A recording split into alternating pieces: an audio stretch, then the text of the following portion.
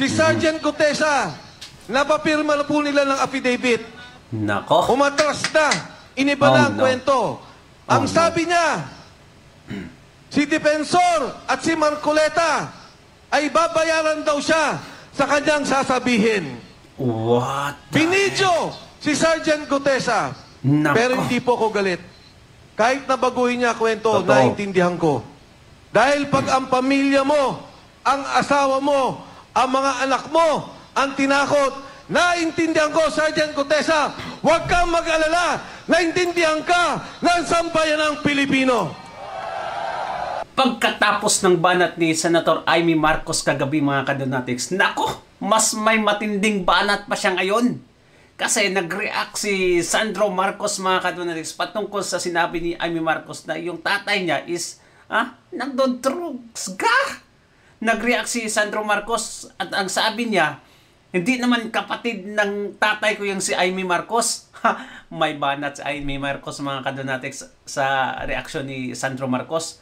At eto, Gutesa. Naku mga kadonatics, talagang ginigipit na at nabaliktad na ang mga sinabi niya sa Senado mga kadonatics. Biruin nyo, pinagawa pa ng video mga kadonatics na nagsasabing si Marcoleta at si Mike Defensor ang nagbayad sa kanya mga kadonatics para sabihin yung mga sinasabi niya doon sa Senado. Grabe, pero wala sila mga kadonatics. Bakit? Walang silbi yung video na yon kasi si Zaldico na mismo ang nagpatunay noon. Diba? At political analyst, grabe yung mensahe mga kadonatics. Eto, panoorin natin.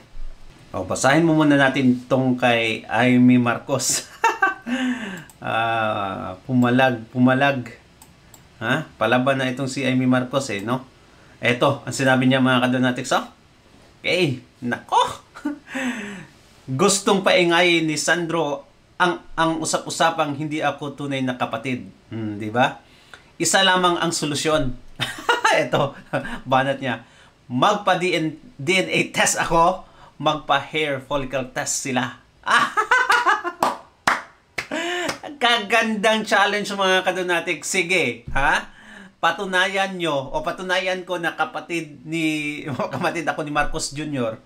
at patunayan nyo na hindi kayo nagdodroga. Very simple mga kadonatics. Very simple na challenge. Di ba?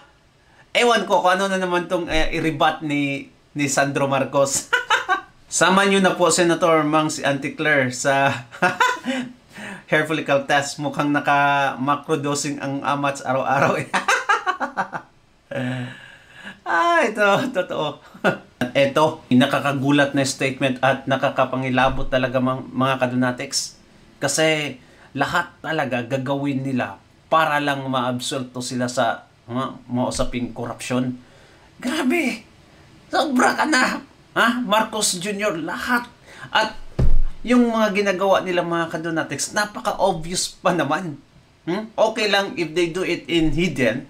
But mga kadonatics, sa lahat ng mga ginagawa nilang kabalastugan, nalalaman natin kasi napaka-obvious. At ito yung mensahe ni Mike Defensor mga kadonatics. Nako, grabe to. Ito. Alam niyo po, ang kinakaawa ko, naintindihan ko, si Sergeant Gutesa, napapirma na po nila ng affidavit. Nako. Umatras na. Iniba na ang kwento. Ang sabi niya, si Defensor at si Marcoleta ay babayaran daw siya sa kanyang sasabihin. What? Binidyo si Sergeant Gutesa. Nako. Pero hindi po ako galit. Kahit na baguhin niya kwento, Totoo. naintindihan ko. Dahil pag ang pamilya mo, ang asawa mo, ang mga anak mo, ang tinakot, naintindihan ko, Sergeant Gutesa, huwag kang mag-alala, naintindihan ka ng sambayanang Pilipino. Tama. Ang aking apila sa mga nagkukulong sa kanya, pakawalan nyo naman po yung tao. Total naman, napapirma nyo na. Nagbago na lang salita. Total naman, na-video nun niya. Na sinasabi na iba na ang kanyang salita. Na hindi na siya nag-deliver kay Martin Romualdez. Pakawalan nyo na po yung tao. Dahil yung tao, hindi na kinabang kahit 5 sa kawalang yan, sa korupsyon na nakikita natin sa gobyerno. Grabe. Can you imagine mga kadonatics? AFP Marines ang nag-hold sa kanya. It means they are in together mga kadonatics with this corruption. Grabe. Halos hawak lahat ni Bangag mga kadonatics. Lahat-lahat. Hindi hawak dahil may command itong si Bangag. Hawak mga kadonatics dahil nilalagyan. Dinadatungan mga kadonatics itong mga Armed Forces of the Philippines. Nakakahiya talaga mga kadonatics. Pero inyo, ganon yung ginagawa nyo sa isang tao, nagtitestigo lang. Laban sa korupsyon. Tapos yung mga taong nangungurap, yun yung pinoprotektahan nyo. Nakakahiya kayo, kapulisan at Armed Forces of the Philippines. Nakakahiya talaga kayo. Promised. Yung kay Sergeant Cotesa, konsensya, nalulunod yung kanyang kamag-anakan.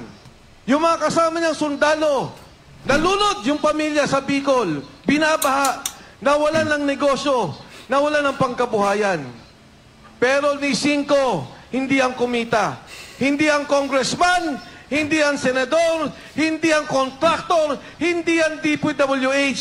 Nag-deliver lang yan ng pera at na konsensya sa nakikita niyang nakawan sa sambayan ng Pilipino.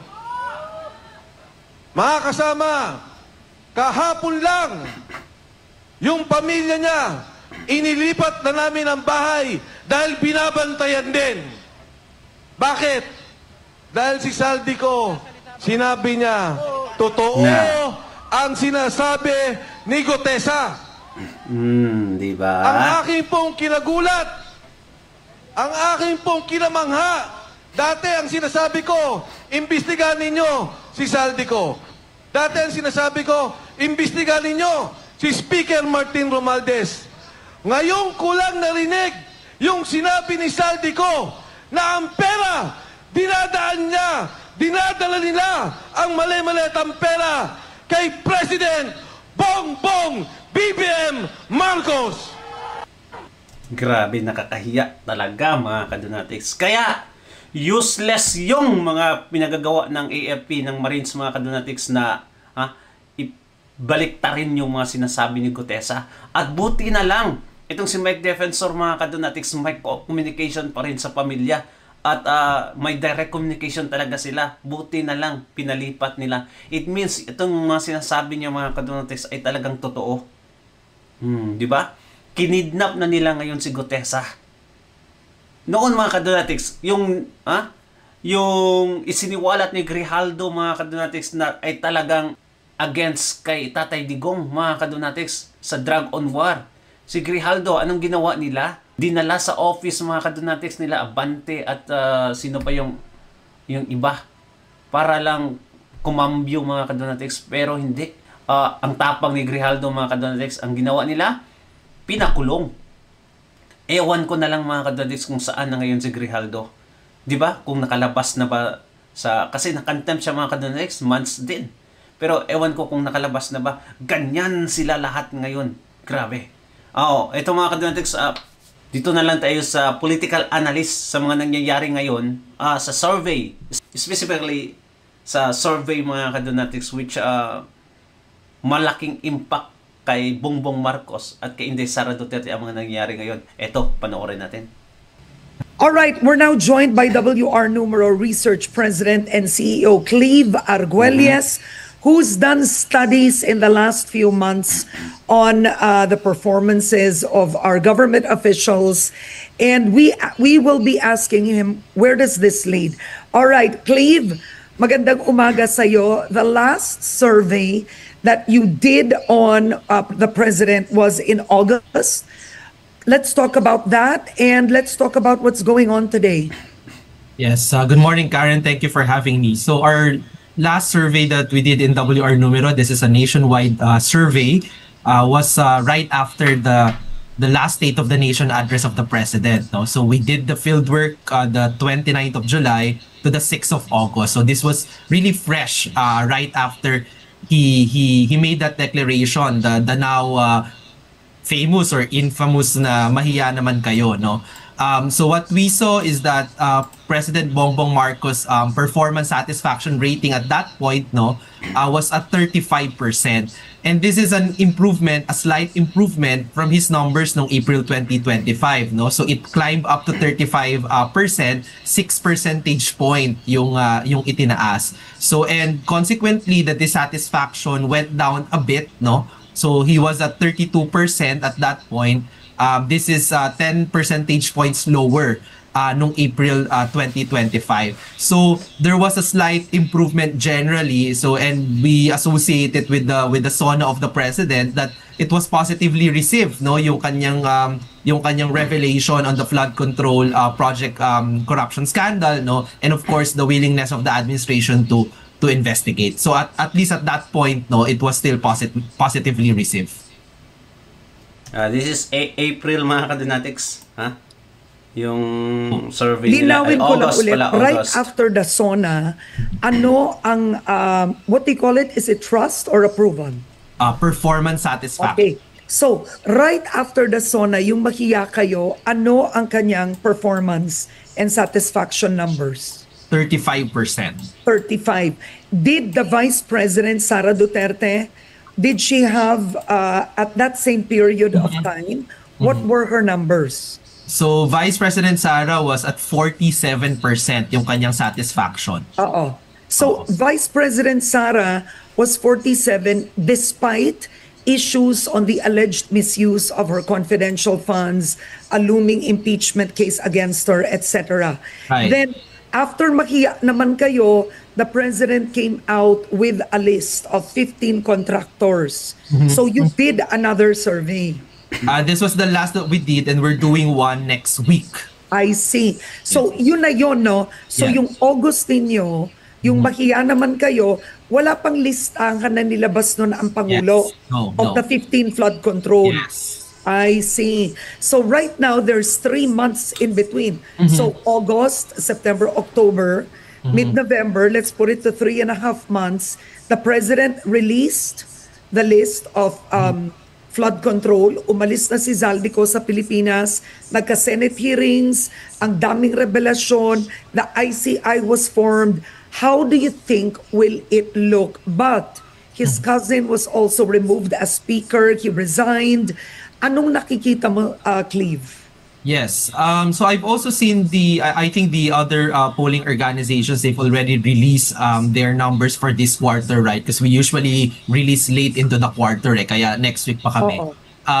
And what I've seen is that there's still a decline in the president's number. So my expectation as well is that the president's number will continue to decline. But I think also for the vice president. So the only difference is that kay Sara kasi she's starting from a higher base. So although 50 plus. Yes. Tama ba to? May nakita kong performance satisfaction rating ng Vice President Sara Duterte. Was it at 55, 56%? But not this number. Yeah. I saw another poll. a different one. Yes, Yeah. yes, you're right. You're right, Karen. So I Nako, mukhang manipulated yung yung outcome nito, mga kadonatics, kasi slightly lang. Nako. At kay Inday Sara Duterte, mas lumaki yung tiwala natin. Trust me. my expectation is that it's going to be declining for both the president and the vice president, but the only difference is that Sara is coming off from a higher base, so then hindi pa din sila mag-aabot in the same situation. And I associate that, or I attribute that to the frustrations pa din of many of our kababayans that we haven't really seen any significant development on the making sure that those who are involved in the flood control mess are going to be made accountable. We see that frustration naman also expressed in the streets, diba? There was a big protest in September 21, and we also expect another one in November 30. There was also the Iglesia ni Cristo rally. And historically also, what we've seen in our surveys is that the infighting in the government is very unpopular for the public, no? So both the president's and Sara Duterte's numbers started declining. This was during the time that they started attacking each other. So and this trend continues, right? And now even harsher na yung kanilang mga criticisms against each other now also with Senator Imy's revelation. So I suspect that this is not going to be taken positively by the public and both will suffer from it. Okay. Now, between the two, considering it seems the vice president is watching in the sidelines, some say she is actually benefiting from all of this right now without doing anything. How could this affect the president? At the end of the day, this is his administration. It's his legacy. You know, for the Marcos family, it was almost miraculous that they were able to come back, right, to Malacanang. You had foreign press saying that. So the comeback in itself was something else, diba? And he had, I believe, 31 million votes. Tama ba? Tama? 32. 32 million votes. How could this affect him? Do you see him going down to the lower numbers of 20s? Yeah, so I think when the president made that declaration ng SONA niya, it was a political gamble. He wanted a reset, diba? He wanted this he wanted to give his administration an opportunity to be popular again, because at that point he was already experiencing some popularity challenges. The results of the midterm election, it wasn't exactly a good outcome for Malacanang. And also, diba, they're constantly being under attack just because they went after the Dutertes for the ICC issue of the former president and also the impeachment. So this was the political gamble that the president made, and it looks like it wasn't really well planned, no? Kasi it's coming back to them, no? There's a boomerang effect that despite the president starting this investigation, starting these issues, no, it's still coming back to Malacanang. And in many ways, this should have been expected, no, by anyone in the office of the president, because in this country, we always tend to see the performance of we always evaluate the performance of the administration kapag may mga malalaking issue na ito. So I wouldn't be surprised, for example, if the vice president is benefiting from this, kahit naman meron ding mga allegations around their allies and also herself, right, on the confidential funds, because politically it just makes sense for an ordinary Filipino that they see that it's the administration's responsibility at the end of the day to make sure that there isn't this widespread corruption in his own government, no? So it only makes sense. And when we talk about the legacy, now I think that he started this presidency with lots of promises because he was elected with a really high public support, no? But now he lost that, no? He lost all of that. So parang all of the investments of the Marcos family to be able to come back to the national spotlight, no? I think they lost all of that. They're losing all of that now with Senator Amy pa, no? So it has turned into this ugly infighting in the family, right? And it's Marcos herself that's trying to also diminish, destroy, diba, tarnish the political brand that they built for themselves. Yeah. Okay. Now, Cleve, I was going to say, WR Numero is doing such a great job, but you are quite young. You and your partner are young, and you may not have the institutional memory because you may not have been born, frankly. That's one thing I always joke around with you, diba? Yes. Pag nagkikita tayo. So, the institution, I mean, WR Numero is doing a great job with research, but there's institutional memory with politics in this country. So I want to ask you this also. In your survey, do you ever ask something like this? Kapag ipinakulong ni Pangulong Marcos Jr. ang kanyang pinsan na si Speaker Romualdez, it does that go that specific? Makakatulong ba ito sa kanya? And I ask this because institutional memory is this. The late President Noynoy Aquino technically did something similar. He started it, and that's what BBM in a way did. Wanted to clean it up, nagkaroon ng PDAF scandal. Nung panahon ni Pinoy, yes, nakulong si Janet Napoles, nakulong ang ilang senador, but let's not forget, nakasuhan at nakulong noon, the highest ranking at that time was for the late Senate President Juan Ponce Enrile. Yes. Of course, cases were dismissed, but that's not the point. We're talking about politically at that moment in time. So, ang hinahanap ng tao kasi kung mga district engineers lang ipapakulong, kontratista lang ipapakulong. These to the public, yes, they have some form of power, pero hindi ito mataas para sa publiko. Kahit let's say the same people, Senator, nakita na yun ng publiko. Yeah. May tanong ba kayong ganon? Does it get that specific?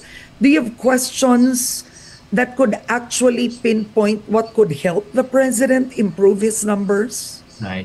So I have two answers to this, Karen. No? One is that yes, in our survey that we're doing next week, no, we'll go to the field next week kasi we want to present first week of December.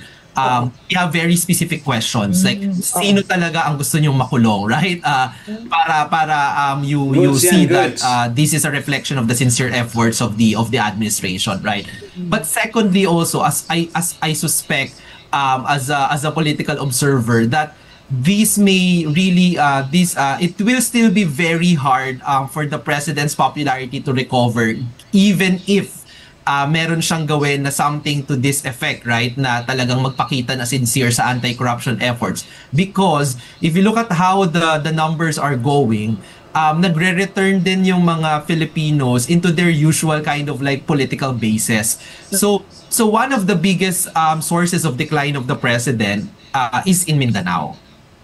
His satisfaction rating, for example, in Mindanao is now at 18% in August 2025 survey, no? So this is very low, no?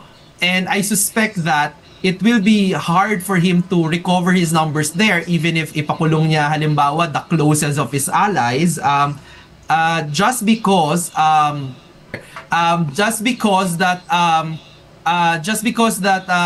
meron ng ibang issue yung mga those who come from Mindanao, right? The issue that President Marcos has executed the arrest warrant against the former president Rodrigo Duterte and sent him to the ICC detention center in The Hague. That's something it's a point of no return for them. So I'm not sure if he will be able to convince kind of like the Duterte constituency to be able to support this administration again, right?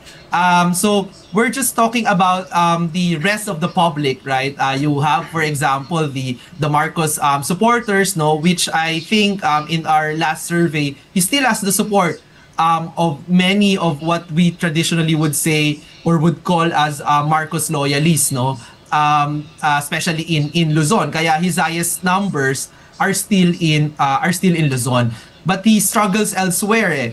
And for example, in the Visayas, associated naman with the opposition, with the liberal, with the pink movement, no, I'm not positive and I'm not confident that he would still also be able to recover his numbers among this particular constituency, given that even before naman, even in the 2022 elections, no, they haven't really given their confidence or support to the president because he is at the end of the day a Marcos. So maybe he has entered this phase of point of no return, but we'll see in the survey whether there will be improvements in his satisfaction rating among our kababayans.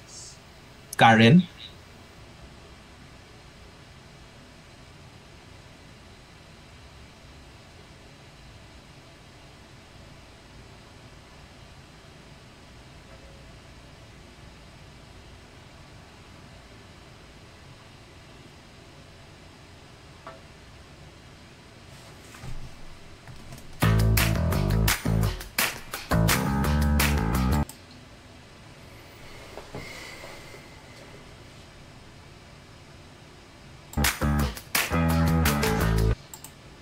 All right, joining us. Alright mga kadonatics, thank you so much and please comment down below. Ingat palagi, God bless you mga kadonatics. Don't forget to subscribe and like this video. Bye-bye.